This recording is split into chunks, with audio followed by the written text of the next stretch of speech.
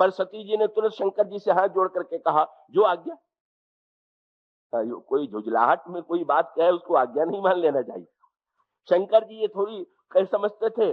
शंकर जी ने जब ये कहा तो भगवान शंकर ने बिगड़ करके, जैसे कहा जाता है, जाओ जाओ, अगर तुम्हें नहीं विश्वास हो रहा है मेरी बात पर तो तुम स्वयं जा करके परीक्षा लो। भगवान शंकर समझते थे ये कहने पर शांत हो जाएंगे, नहीं नहीं मैं आपकी बात पर विश्वास करती हूँ। पर सती जी धर्म की ऐसी उल्टी व्याख्या, ऐसी बुद्धि जब हो जाती है तो धर्म की ऐसी उल्टी व्याख्या होती, जहां बात माननी चाहिए वहां बात मानी नहीं, और जहां बात नहीं मानने की थी वहां पर आज्ञा मान करके मान लिया। वो तो उसी प्रकार की बात है। कोई लेखक बड़े तन्मय होकर के लिख रहे थे, सेवक आकर के बात बीच बीच में बार बार कहने लगा, हाथ में घड़ा पानी का लिए हुए थे, पूछने लगा घड़ा कहाँ रख दें, कहाँ रख दें। लेखक को क्रोध आ गया, बोले सिर पर पटक दो। अब अगर वो सचमुच सिर पर पटक दे तो उससे बढ़ के बुद्धिमान सेवक कौन होगा।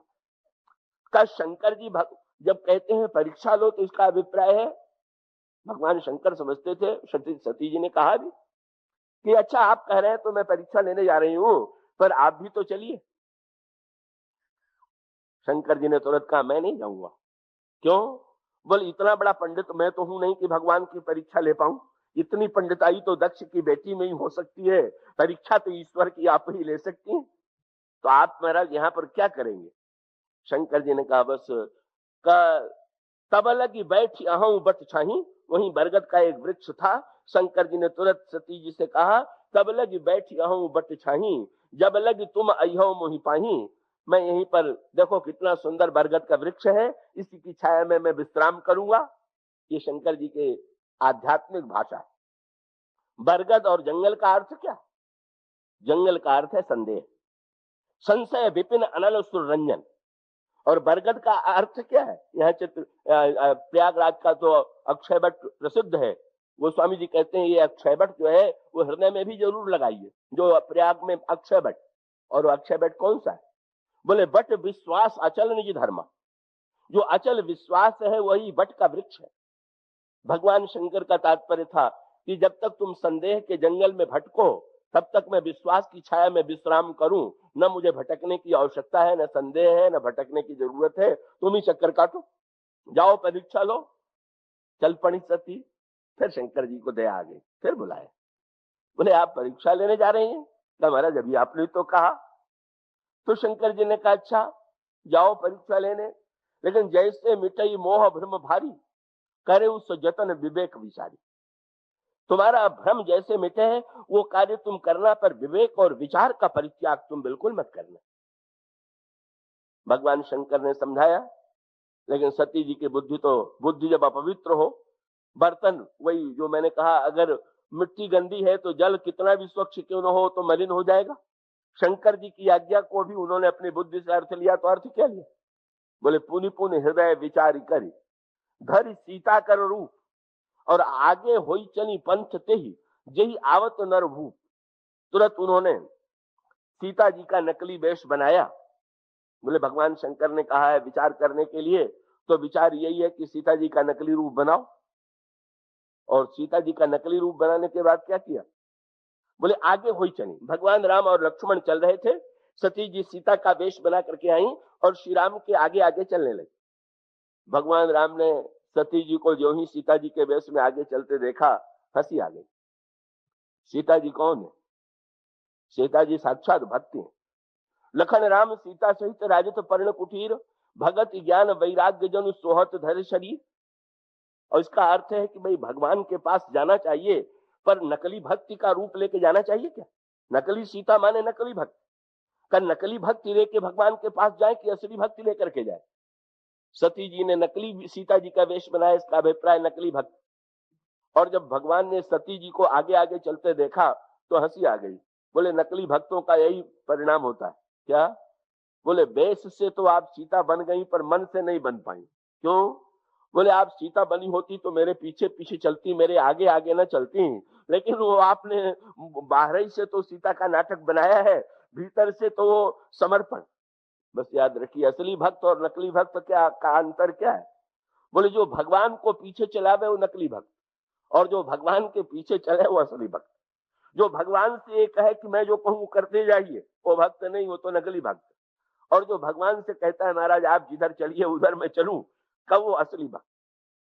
तो सती जी की स्थिति तो ये है। सती जी जाती हैं, भगवान राम ने प्रणाम किया और प्रणाम करके तुरंत कहा, जोरी पानी प्रभु की न प्रणामू और पिता समेत लीन निज नामू। और कहे वो बहोरी कहा विष केतु, विपिन अकेली फिरहु के हेतु। देवी शंकर जी कहाँ हैं और जंगल में आप अकेले कैसे भटक रही हैं, कहाँ चक्कर काट रही हैं। इसका अभिप्राय संशय के जंगल में आपने विश्वास का साथ छोड़ दिया, कहिए। और दूसरी ओर शंकर जी की दशा क्या है कि हम लोगों के बड़े काम की बात। जब सती जी परीक्षा लेने के लिए चली गई तो भगवान शंकर के मन में क्या आया। वो चौपाई बड़ी प्रसिद्ध है और अधिकांश लोगों को चौपाई आजकल भी समाज में याद है। शंकर जी ने वहां पर निर्णय किया, हो है सो जो राम रच राखा, को करि तर्क बढ़ावई साखा। कई बार लोग इस चौपाई का दुरुपयोग करते हैं, सही सही अर्थ नहीं लगा पाते।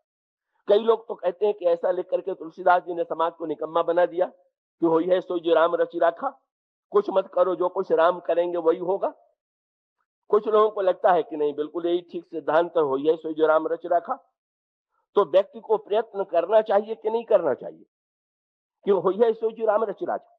तो आप गोस्वामी जी देखेंगे, गोस्वामी जी बड़े सुंदर क्रम का निर्वाह करते हैं। क्या भगवान शंकर ने सती को पहले बार बार समझाने की चेष्टा किया, वही है सो जो राम रच राखा, ये पहले नहीं उन्होंने कहा।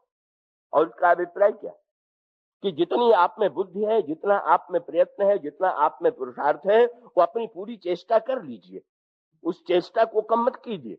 शंकर जी भी इसका अभिप्राय, परिवार का कोई व्यक्ति, समाज का कोई व्यक्ति गलत रास्ते पर यदि जा रहा है तो उसको रोकने के लिए प्रयत्न करना हमारा कर्तव्य है।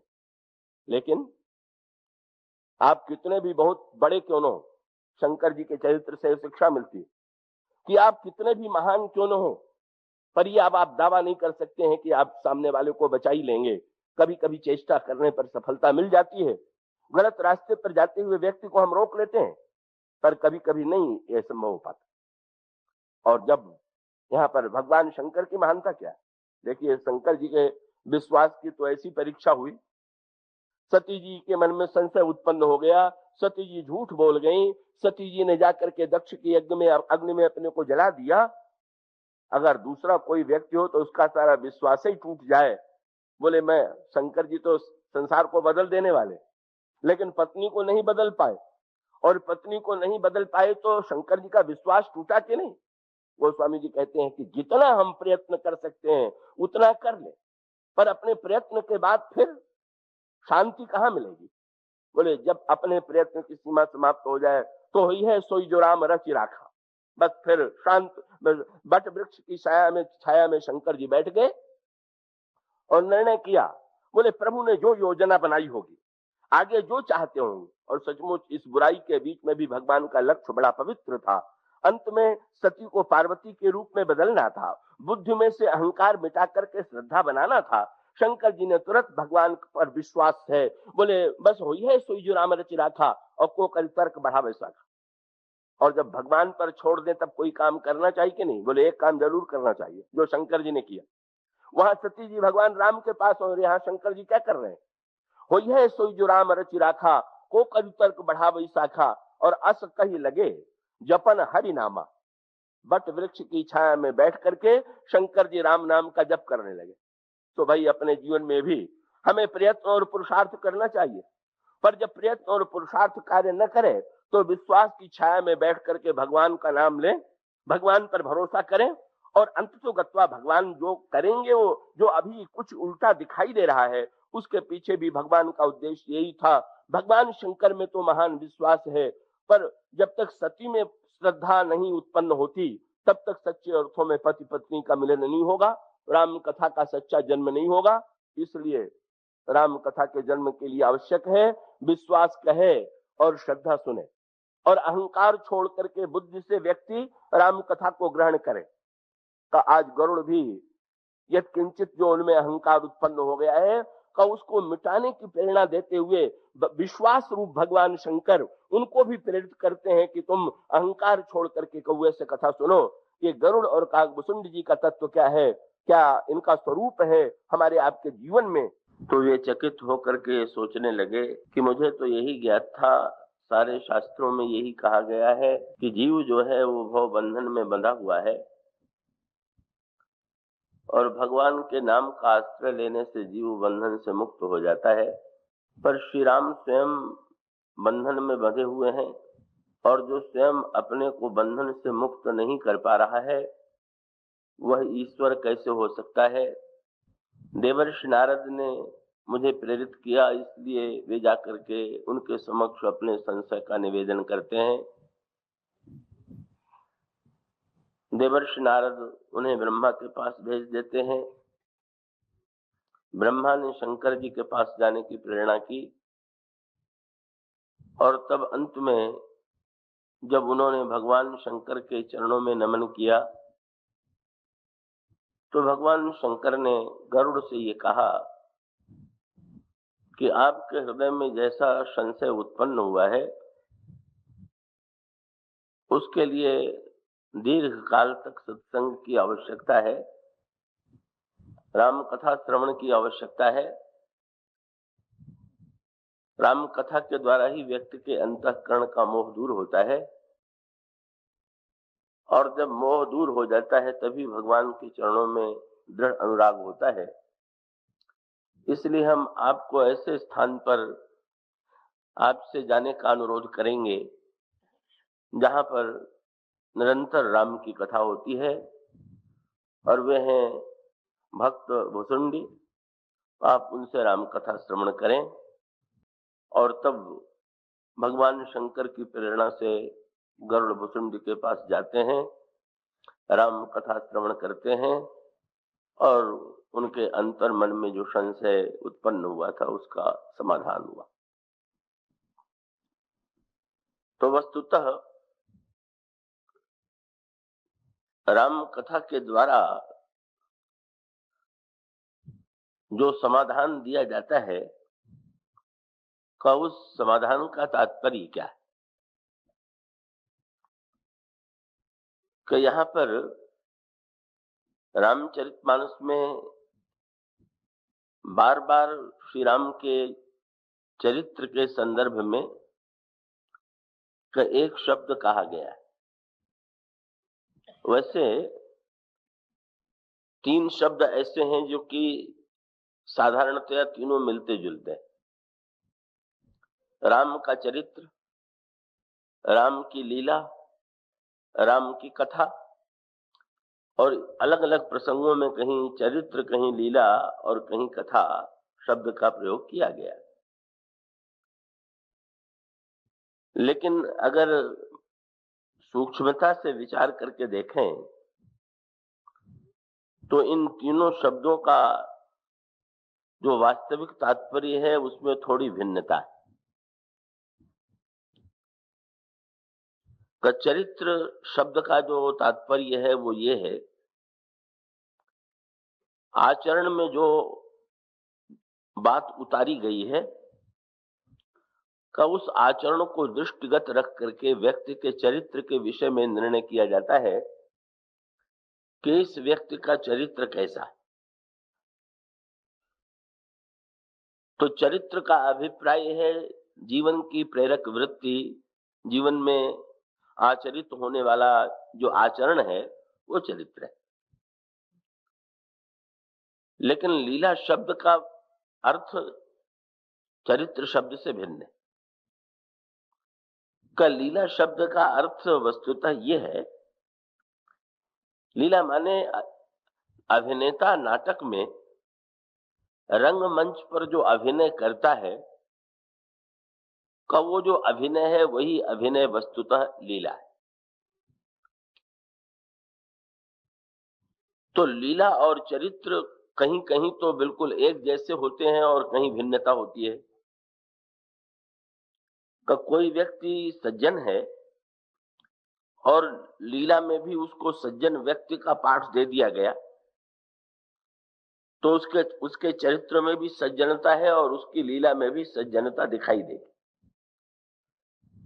पर मान लीजिए कोई व्यक्ति बहुत सज्जन चरित्र का हो, बड़े ऊंचे चरित्र का हो किंतु नाटक में यदि उसे एक बुरे व्यक्ति का पाठ दे दिया जाए और वो मंच पर एक बुरे व्यक्ति का अभिनय करके दिखावे, का उस समय लीला और चरित्र दोनों में बड़ा अंतर होगा। अगर उस व्यक्ति की लीला को देख करके उसके चरित्र का मापदंड लीला को बना ले, तो हम उस व्यक्ति के प्रति बड़ा अन्याय करेंगे। कई एक व्यक्ति रंगमंच पर चोर का अभिनय कर रहा है और दूसरे दिन सड़क पर दिखाई देने पर हम अपने साथियों को सावधान करें कि वो देखो बड़ा भारी चोर आ रहा है, इससे सावधान रहना चाहिए, और उसके लिए भी कहें कि तुम तो चोर हो, तो उस बेचारे व्यक्ति के प्रति बड़ा अन्याय है। क्योंकि अभिनय में उसने जो प्रस्तुत किया है का वो उसका वास्तविक चरित्र नहीं है, तो उसका अभिनय है, उसकी लीला। तो भगवान राम के संदर्भ में भी इन तीनों शब्दों के प्रयोग का तात्पर्य ये है कि कहीं कहीं तो भगवान राम का चरित्र और भगवान राम की लीला, ये दोनों में एक रूपता है, पर कहीं कहीं भगवान राम के लीला और भगवान राम के चरित्र में एक रूपता नहीं। इसका अभिप्राय यह है कि भगवान राम जब अयोध्या के राज्य का त्याग कर देते हैं, तो ये भगवान राम के उच्च, भगवान राम के चरित्र में जो महान त्याग है उसका परिचायक। लेकिन वही भगवान राम जब सोने के मृग के पीछे भागते हैं, तो उन्हें हम क्या माने, त्यागी माने कि लोभी माने? तो जो सोने के मृग के पीछे भागे वो तो लोभी कहा जाएगा। और इसी के आधार पर रावण ने श्री राम के चरित्र का निर्णय किया और श्री राम के चरित्र का निर्णय करके श्री राम को प्रमाण पत्र दे दिया। रावण ने लोगों से ये कहा कि तुम्हें पता है कि ये राजकुमार वन में क्यों आया हुआ है? लोगों ने कहा अयोध्या के महान राज्य को छोड़ करके आए हुए। रावण हंसा, बोले यही प्रचार का दुष्परिणाम, ये राज्य छोड़ ओढ़ के नहीं आए हुए। तब रावण कहता है अगुन अमान जानते ही दीन पिता बनवास। भला कोई पिता अपने लड़के को वन दे सकता जब तक लड़का बिल्कुल अयोग्य न हो? तो दशरथ ने देख लिया कि चारों पुत्रों में ये सबसे अयोग्य पुत्र है, गुण रहित पुत्र है, इसने देश निकाला दे दिया। और जब राज्य छिन गया तो इस राजकुमार ने चारों ओर प्रचार कर दिया कि मैं राज्य छोड़ के आया वो कहे तो झूठा प्रचार है। और रावण इसके पक्ष में तर्क यही देता है कि ये तो प्रत्यक्ष है, क्योंकि तुम लोगों ने तो केवल सुना है कि राज्य छोड़ करके आए हैं, और मैंने प्रत्यक्ष देखा है कि सोने के मृग को देख करके इस व्यक्ति की बुद्धि में इतना लोभ आ गया कि वो सोने के मृग को पाने के लिए भाग खड़ा हुआ, पत्नी को गंवा बैठा।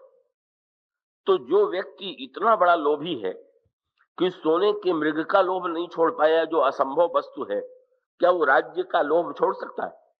इसलिए राम त्यागी नहीं है, राम लोभी है। तो यूं अगर देखें तो अगर उस संदर्भ में विचार करके श्री राम के चरित्र का निर्णय करें तो चरित्र के निर्णय में तो श्री राम त्यागी नहीं सिद्ध होंगे, लोभी सिद्ध होंगे। तो रामचरितमानस में ये कहा गया कि जब भगवान राम लीला करते हैं तो लीला को देख करके व्यक्ति को भ्रम हो जाता है। रामायण के अनेक जो बुरे पात्र हैं उनको भ्रम हो जाना तो कोई आश्चर्यजनक ही नहीं है, रावण जैसे पात्र।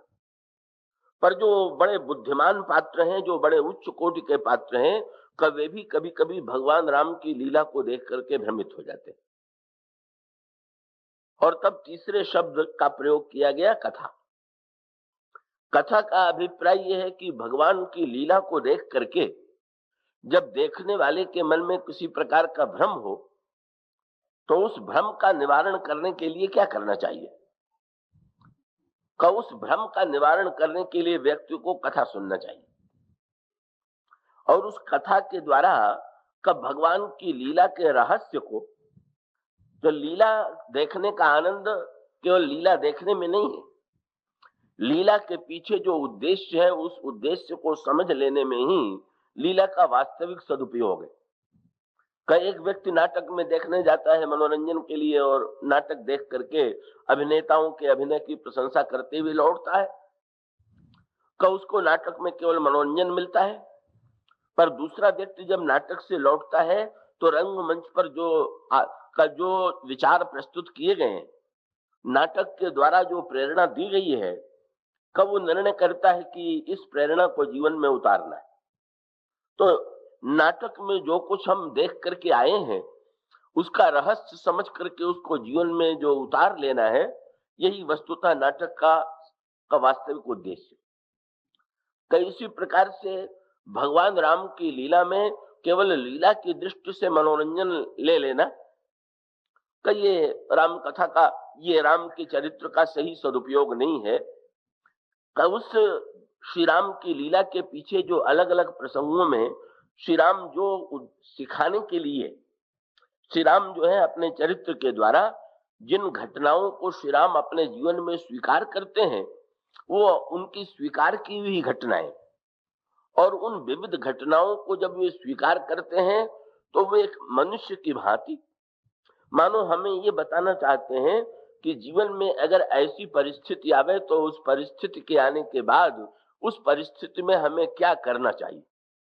तो भिन्न भिन्न जो परिस्थितियां भगवान श्री राम ने जीवन में स्वीकार की हैं, श्री राम के आचरण में जो अलग अलग प्रसंगों में अलग अलग परिस्थितियां दिखाई देती हैं, कब वो परिस्थितियां हमारे आपके जीवन में भी आती, पर उन परिस्थितियों को जैसे झेलना चाहिए, उन परिस्थितियों को जैसे ग्रहण करना चाहिए, उन परिस्थितियों को सही सही अर्थों में जब हम ग्रहण नहीं कर पाते हैं तो परिणाम होता है कि हमारा जीवन जो है बोझ बन जाता है, दुखग्रस्त हो जाता है।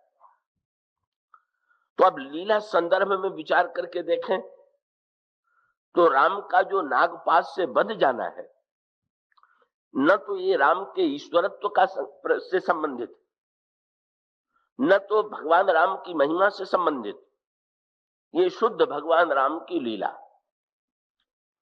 और इस लीला का उद्देश्य क्या है, ये प्रसंग गंभीर है, पर मुझे विश्वास है कि आप सब प्रबुद्ध श्रोता होंगे और उसे एकाग्रता से सुन करके ग्रहण करेंगे कि भगवान श्री राघवेंद्र का वस्तुतः मेघनाद के द्वारा बांध नहीं लिए गए, अपितु बन गए, ये शब्द आता है। तो इसका अभिप्राय यह है कि जीवन में बंध जाना और बात, और नाटक में जब कोई व्यक्ति बंधता हुआ दिखाई देता है तो वस्तुतः कब वो अभिनेता बंधने का नाटक करता है सचमुच, कब वो बंधता नहीं है, ये उसका अभिप्राय। तो जिस समय श्री राम लंका के युद्ध क्षेत्र में मेघनाद के नागपाश में बंध जाते हैं, तब भगवान राम मानव के सामने आने वाली एक महान समस्या का स्वरूप जो है अपने जीवन में स्वीकार करते हैं। और स्वीकार करने के बाद अगर व्यक्ति ये समझ ले कि श्री राम ने ये जो बंधन स्वीकार किया, और बंधन स्वीकार करने के बाद जैसे भगवान राम बंधन से मुक्त हुए, तो भगवान राम ने दो प्रेरणा दी इस लीला के द्वारा कि व्यक्ति बंधता कैसे है, और बंधा हुआ व्यक्ति अगर स्वयं अपने आप को छूटना चाहे, मुक्त होना चाहे, तो मुक्त होने का उपाय क्या। ये जो दो जीवन के प्रेरक प्रश्न हैं। जीव बंधा हुआ, कब बाहर रस्सियों से जकड़ा हुआ व्यक्ति न दिखाई दे, लेकिन अगर व्यक्ति गहराई से व्यक्ति के जीवन पर गहराई से विचार करके देखें तो ऐसा लगता है कि व्यक्ति बंधा हुआ, और फिर बंधने के पश्चात जीवन भर व्यक्ति उस बंधन का अनुभव करता हुआ चला जाता। पर उस बंधन से हम कैसे छूटे। तो ये रामायण में दो पात्र ऐसे हैं कि जिन्होंने जानबूझ करके अपने जीवन में बंधन स्वीकार किया, और दोनों पात्रों को बांधने वाला जो पात्र है वो एक ही। सुंदरकांड के युद्ध प्रसंग में हनुमान जी बंध जाते हैं, और लंका के युद्ध क्षेत्र में भगवान राम बंध जाते हैं। और बांधने वाला दोनों प्रसंगों में कौन है। हनुमान जी भी जब बंधते हैं तो वहां पर सामने मेघनाद है, और भगवान श्री राम भी का जब लंका के युद्ध में बंधते हैं तो उनको बांधने वाला वही मेघनाद। इसके द्वारा भगवान राम क्या बताना चाहते हैं? जीवन में सच्चे अर्थों में जो व्यक्ति बंधा हुआ है उसको बांधने वाला कौन है? उसको बांधने वाली वृत्ति कौन सी है? और तब उसका उत्तर सांकेतिक भाषा में दिया गया कि मेघनाद ही जीवन में बंधन का मुख्य हेतु। मेघनाद क्या है? बहिरंग अर्थों में तो लंकाधिपति रावण का वो पुत्र था, पर अगर आध्यात्मिक भाषा में मेघनाद के चरित्र पर विचार करें तो मेघनाद कौन? तो विनय पत्रिका में गोस्वामी जी कहते हैं, मोह दश मौली तद भ्रात अहंकार पाकार जित काम विश्राम हारी। मेघनाद जो है वो मानो अंतःकरण में रहने वाला जो काम है वही मेघनाद, और मेघनाद बांधता है, यही जीवन का सत्य है। और इसका अर्थ है कि हम बंधे हुए कहां हैं? अपनी वासनाओं और कामनाओं के हम गुलाम। हमें हमारी वासनाएं और हमारा काम जो है वही हमें बांधे हुए। हमारे हृदय की आकांक्षा, हमारे हृदय की जो भोग वृत्ति है, हमारे अंतःकरण की जो वासना है, वही स्वयं उसी बंधन में हम बंधे हुए हैं, किसी बहिरंग वस्तु से बंधे हुए नहीं। तो ये मेघनाद के बांध देने का अभिप्राय यह है कि वस्तुतः मेघनाद काम की वृत्ति है और काम की वृत्ति के द्वारा व्यक्ति बंधता है। तो दोनों ने अपने चरित्र में बंधना स्वीकार किया। न तो मेघनाद के लिए यह संभव था कि वो हनुमान जी को बांध सके। हनुमान जी तो बाल ब्रह्मचारी हैं, और बाल ब्रह्मचारी हनुमान को जीवन में काम हरा दे, काम पराजित कर दे और काम बांध ले, ये संभव नहीं। और श्री राम साक्षात ईश्वर हैं, का जो ईश्वर जिसके नाम से दूसरे लोग मुक्त हो जाते हैं उनको काम बांध ले, ये भी संभव नहीं। पर इन दोनों चरित्रों में, भक्त और भगवान दोनों के चरित्र में बंधना और छूटना दोनों का बड़ा सांकेतिक वर्णन किया गया है, वही सीखने योग्य। हनुमान जी जब बंधते हैं तो बंधने के पीछे तात्पर्य क्या है? सांकेतिक सूत्र ये है, हनुमान जी बंदर के रूप में, तो बंदर को प्रतीक मान करके रामायण में दो पंक्ति कही गई। क्या? कि भाई हम अगर वासनाओं के बंधन से मुक्त होना चाहें तो इसका उपाय क्या है? कि अगर हम मुक्त होने की चेष्टा करें तो उसके लिए हमें दूसरा बंधन स्वीकार करना चाहिए, और वो बंधन ये है कि हम वासनाओं के द्वारा संचालित न होकर के भगवान के परतंत्र अपने आप को बना दें। रामायण में इसीलिए दो पंक्ति जो है दो प्रसंगों में कही गई, राम के प्रसंग में भी और काम के प्रसंग में भी। काम के प्रसंग में रामचरितमानस में एक वाक्य कहा गया, को जग काम नचाओ न जेही। संसार में कौन ऐसा व्यक्ति है जिसको काम नचा नहीं रहा?